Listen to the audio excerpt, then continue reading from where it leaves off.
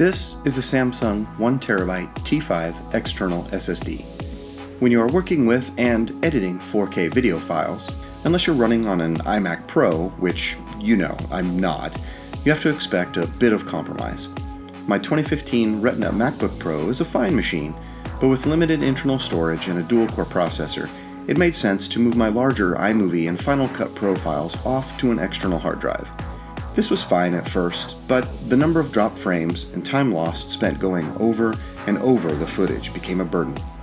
So I needed to know, was it a symptom of my Mac, or was the hard drive I was using simply not fast enough to keep up? So I ordered the Samsung T5 to see if it would be the answer to my needs. Here's the verdict and my review. I know others have said this before me, but when you get the T5 in your hands for the first time, you're both shocked and amazed at how small and light it really is. It feels like a toy in your hands, and at around $350 for the 1TB size I got, the price is no joke either. An unboxing, the T5 reveals the drive itself as well as two cables, one USB-A to USB Type-C, as well as a USB-C to USB-C cable. If you have one of the newer MacBook Pros, you can take full advantage of that USB 3.1 Gen 2 speed, but for me, I had to make do with USB 3.0 speeds. Having said that, there probably wasn't any way a spinning platter of an HDD was ever going to touch the speeds of a modern SSD.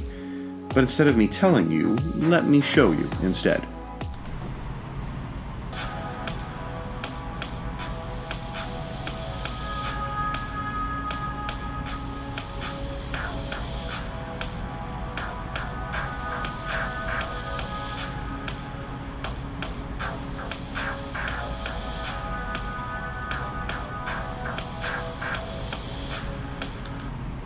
As you can probably tell from the demo, the speeds that the Samsung T5 is capable of, even using just USB 3.0, means less to no dropped frames versus my old hard drive, and an actual enjoyable editing experience, even with 4K footage and effects.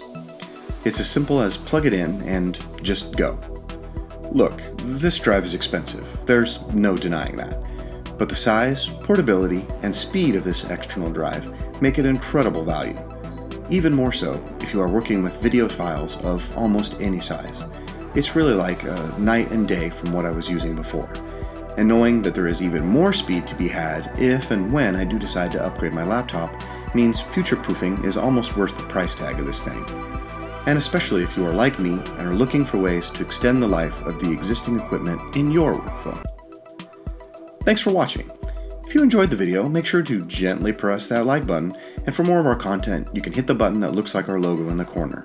And because YouTube is weird, be sure to hit the bell icon and click always to make sure you get notifications for new videos. Thanks again, and as always, we will talk tech soon.